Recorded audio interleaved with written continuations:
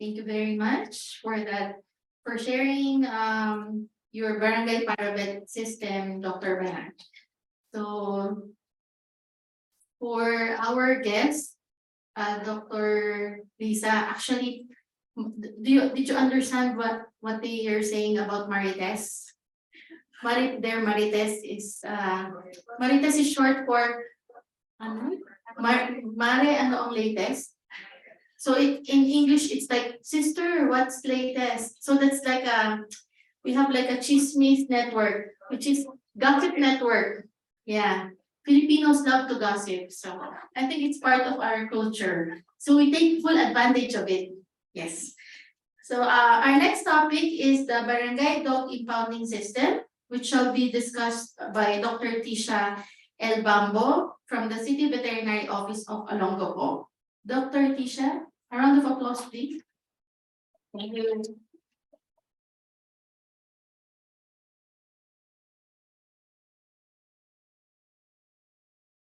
Good morning po. Sorry.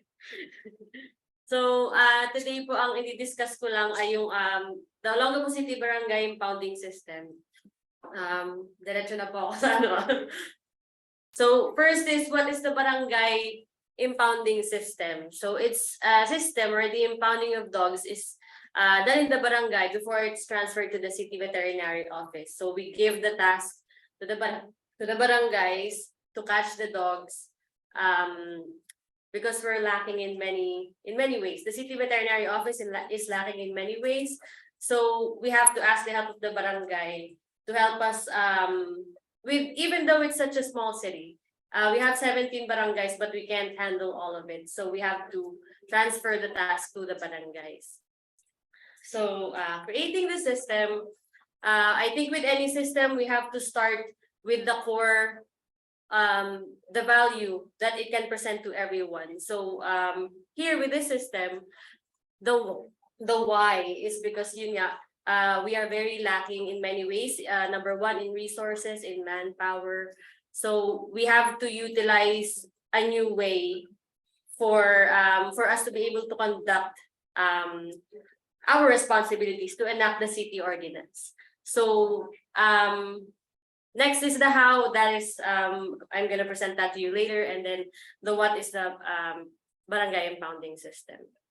So like I said, the objective of the barangay impounding system is to assist the City Veterinary Office in implementing the Olongapo Animal Code. So why do we need assistance? Number one is we lack resources. So we have very few enclosures, we don't have any provisions for food, and we only have one vehicle that's being used by 3 divisions.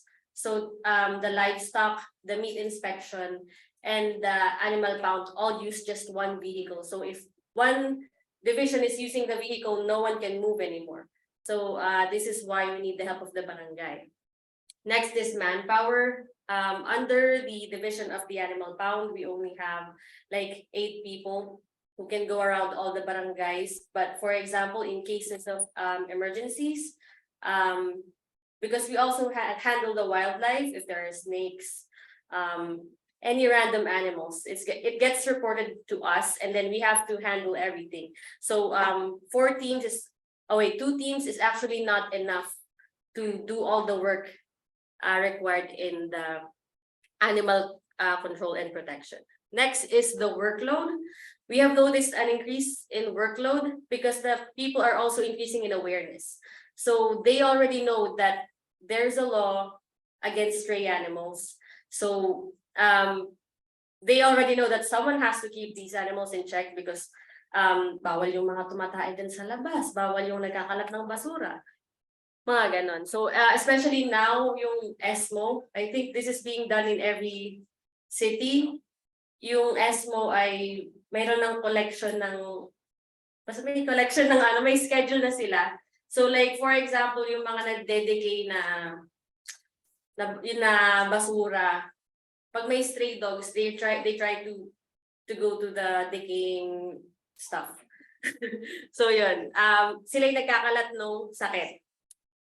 So pros and cons, overall, it's more efficient in controlling the stray animal population in the city.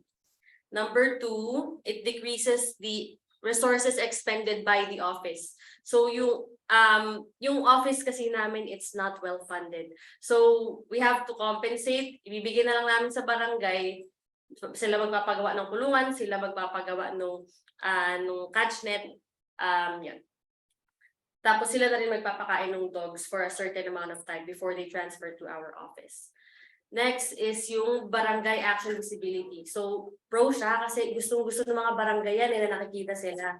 They love to be seen, they love to be visible. Kasi yun yung merit ng work nila. Nakikita na they're doing something good for everybody. Yung con nung ganitong system is that there's a necessity for constant training of barangay personnel. So, as we all know, every 3 years, magbabago yung personnel ng barangay kasi iba na naman yung barangay captain or something.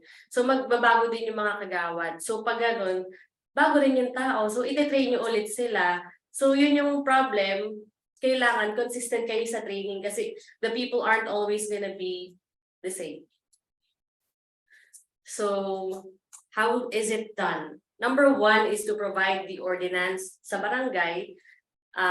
Of course, everyone has their own ordinance naman.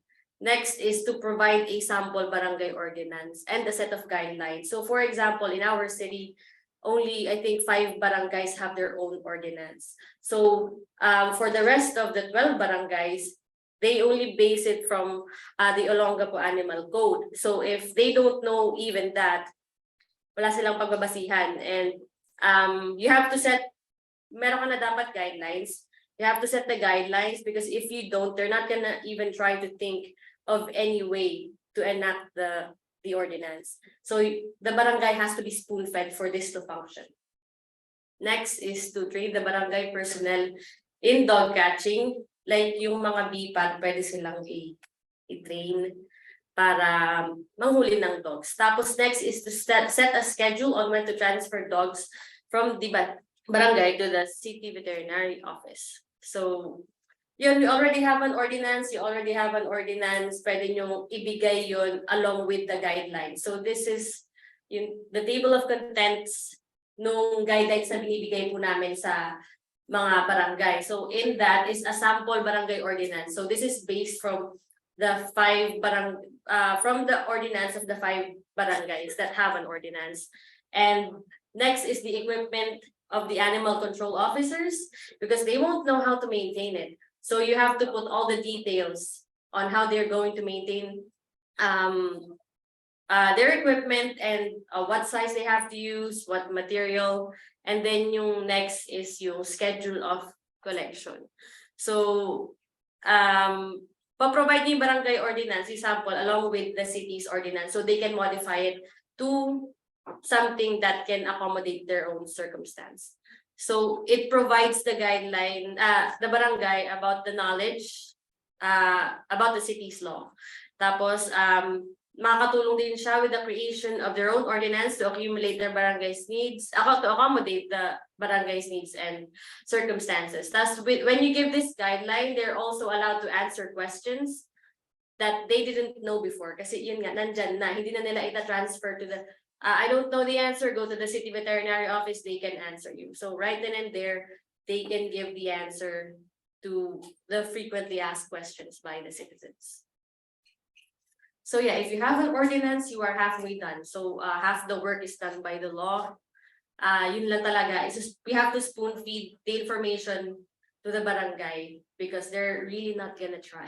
Just assume that they're not going to try their best to make their own. So make everything yourself and then just give it to them. So in Olongapo, we only have 5 barangays that have an ordinance. So these are the 5 barangays. 3 of those are the biggest barangays, and the other 2 are, the last one is the smallest, and the 4th is not particularly big.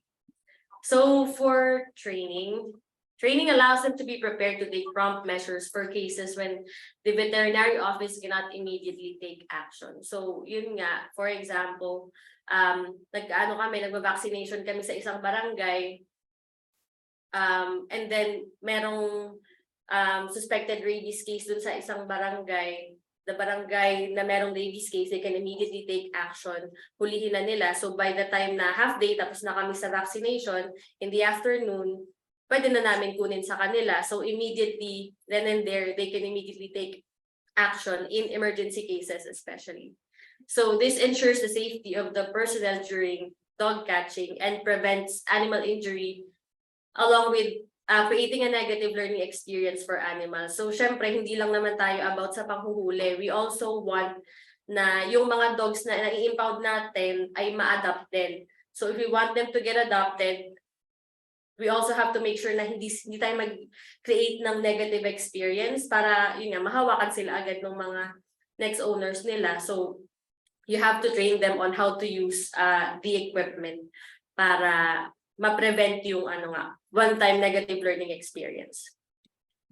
So yung training program, we actually base it dun sa GARC na animal handling and vaccination na module. Meron silang certificate course, kaso tatapusin mo muna yung rabies educator course.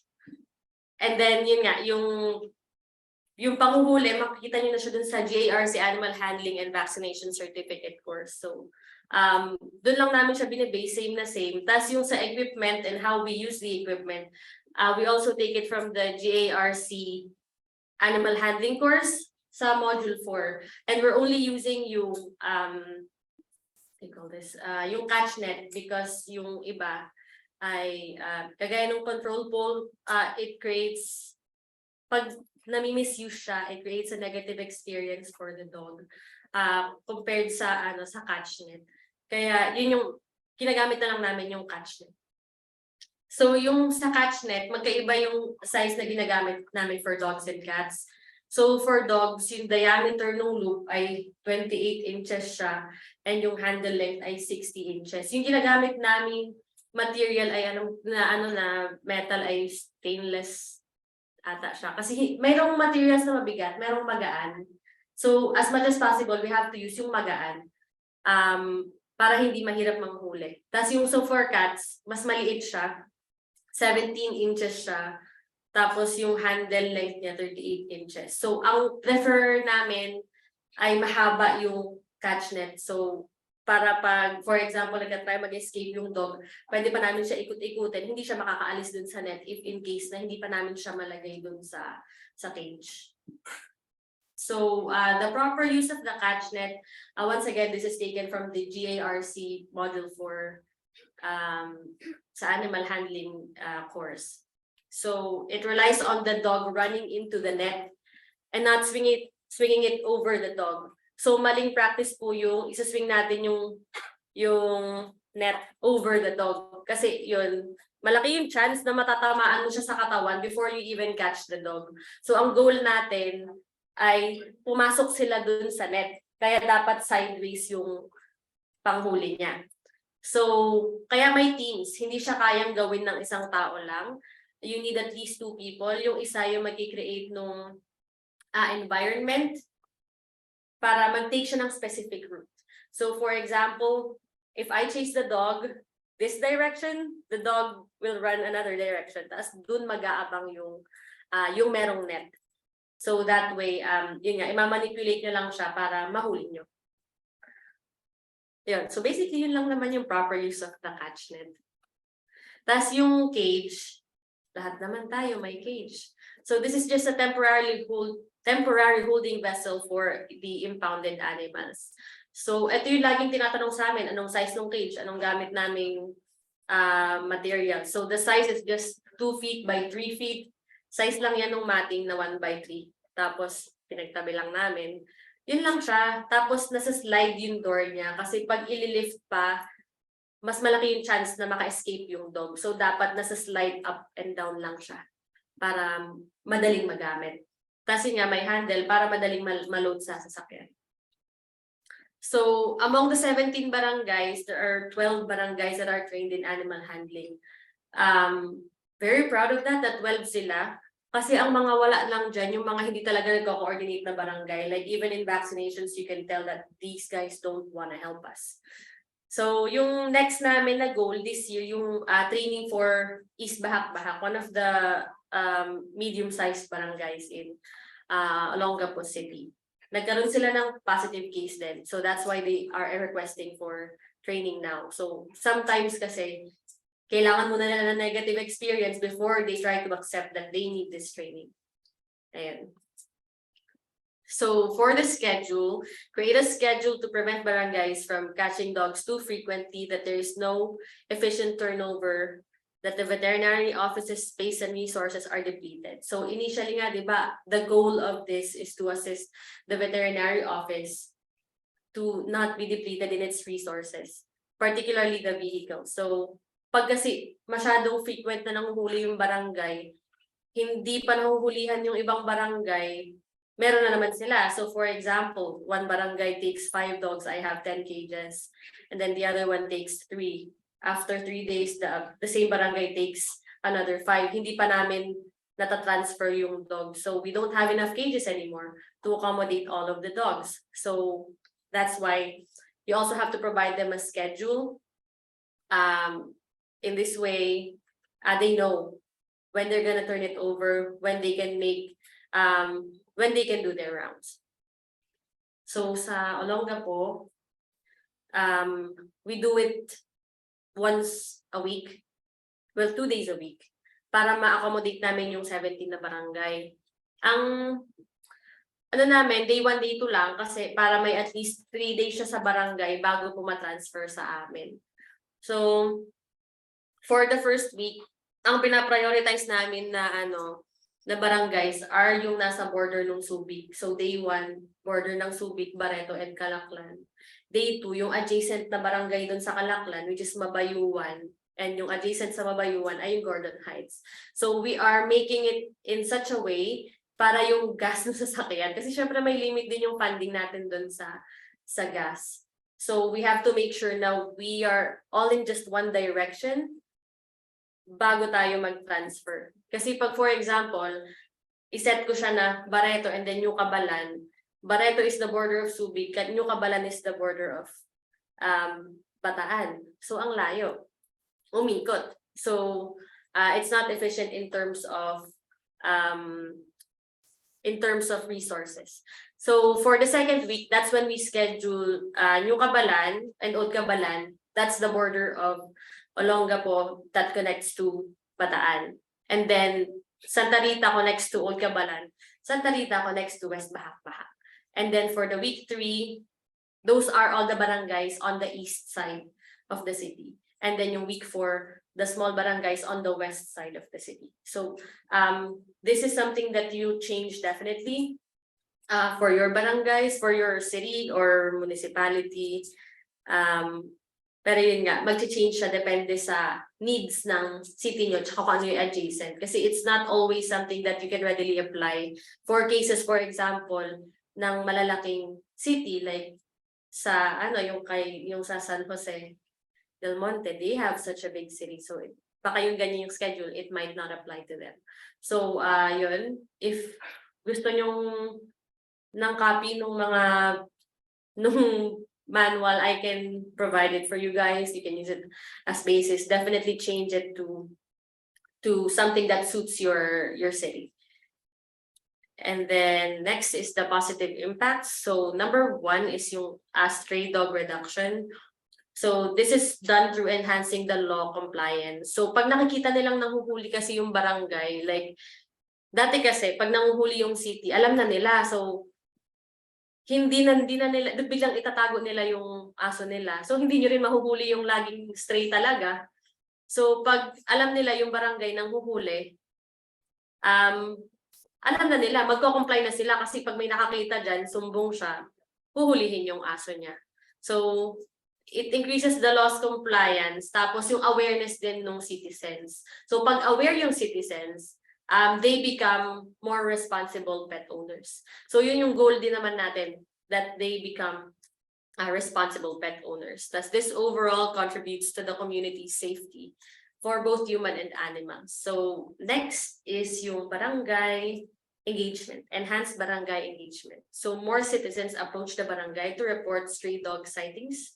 this creates a safer neighborhood. So napansin po namin yan na ngayon, marami nang nagre-report sa barangay. So pag yung cases na hindi kayang i-handle ng barangay, dun kami pumapasok.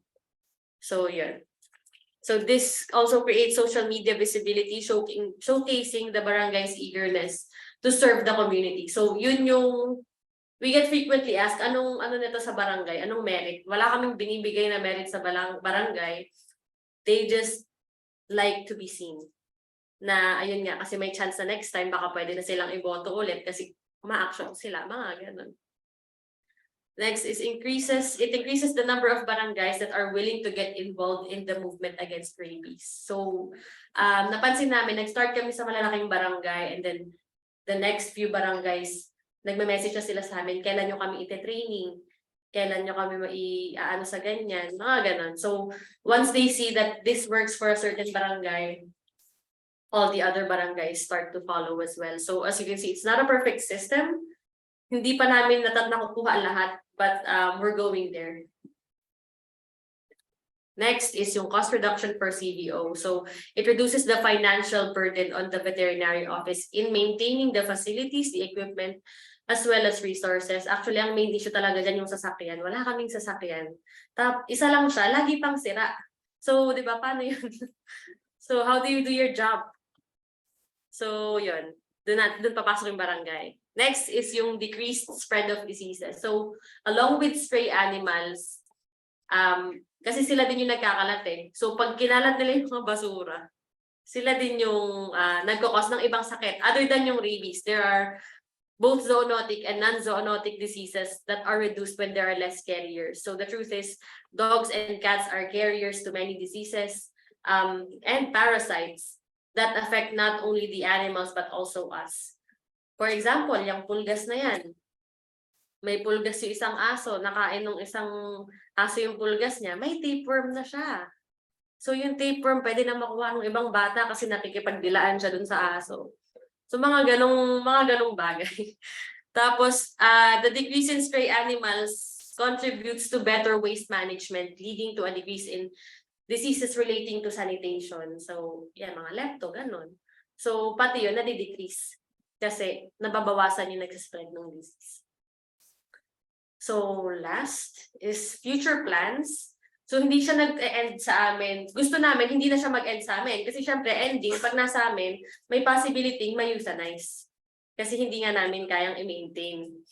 So ang goal namin in the future, which is we're working on it now, the involvement of the private animal shelters to house the animals that were not claimed during the impoundment. So there are some dogs that are claimed by their owners after being impounded. But the animals that aren't are up for adoption. And then for a certain time, if they're not adopted, they get euthanized. So ang sad nun. And not only is it like a mentally taxing job na mag-euthanize ka na mag-euthanize ng dog, yung resources din, kasi yung anesthesia na ginagamit to euthanize the dogs is the same thing that you'll use pag nag-spay and neuter ka naman. So bakit pwede nating i-direct yung resources na yun for better spay and neuter campaigns, mas maraming mas-spay, man-neuter, ganyan, less yung mga nganak, di ba? So, ang magiging next step niyan ay barangay impoundment, then city veterinary office, and then after nun, mat-transfer sila sa animal shelters. So, hindi pa namin nakikita yung no-kill sa amin. Kasi kahit ma-transfer sa animal shelter yan, may chance pa din na hindi rin kaya i-accommodate lahat ng animal shelter. So, that's something we have to work on in the future pa. Ayan. So, thank you for listening.